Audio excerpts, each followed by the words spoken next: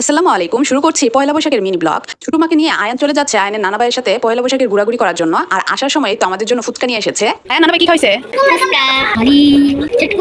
তাহলে নানা ভাইয়ের সাথে ঘোরাঘুরিটা ভালোই হয়েছে।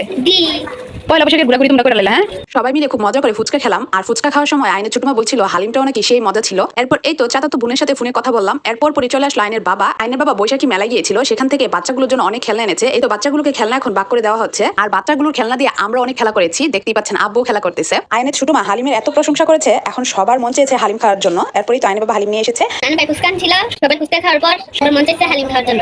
আমি আলাবু ছোট মা এখন গিয়ে সবার জন্য হালিম নিয়ে আসছি। এরপর সবাই মিলে হালিম খেলাম। আর এদিকে এই তো মাহিনের নানা ভাইকে কবিতা শোনাচ্ছে, মাশাআল্লাহ।